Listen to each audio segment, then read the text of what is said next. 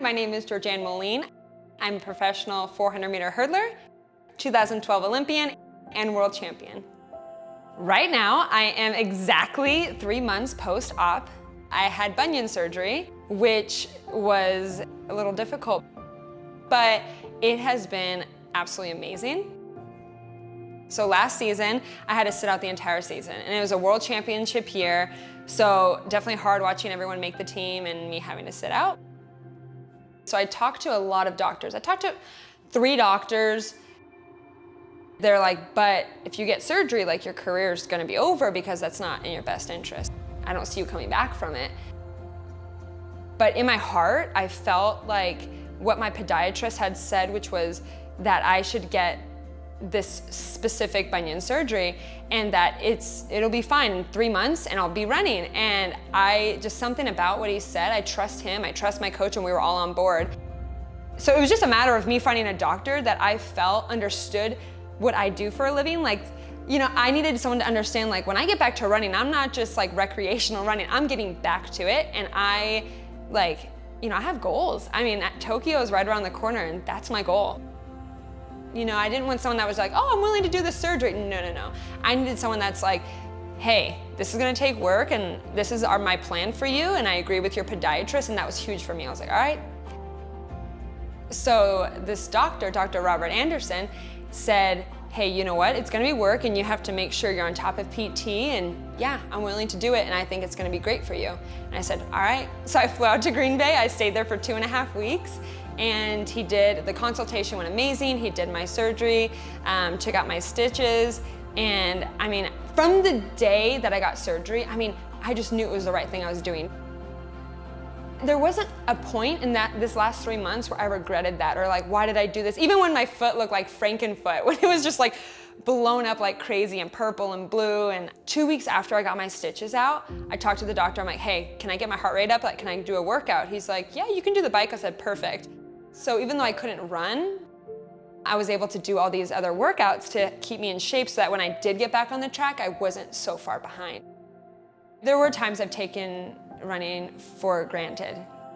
And then when you're injured or you have a setback, you have to go back to exactly what got you here, and it's good to just refresh everything. So it was so cool to just be grateful for running again.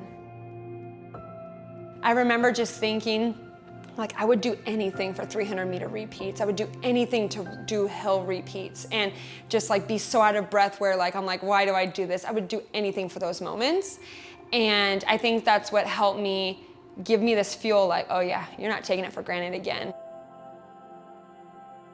I just want to use that moving forward, that like, hey, this window of opportunity of track and field is so small. And so for me, I just want to be able to just continue to be excited and be excited for the little wins. A huge challenge, it's the mental aspect of it. Honestly, I get such bad anxiety, and I dealt with a lot of like finding my worth, like really understanding my worth as a person. I was just so concerned about my performance and like, what if this happens, and what if I don't win, and what if I don't run to what I'm capable of doing? People are gonna think less of me, and like, you know, and so that's always been a struggle, and that's why I have a life coach and I have a psychologist. So really, really dig deep in with them and have no distractions. I've had to really like sit with my thoughts and have to really focus on the things that I so easily can kind of push to the side and like, oh, you know, I'll just run it off and not think about it. I've really had to focus on more of like my mental health, and that has been so, so big for me.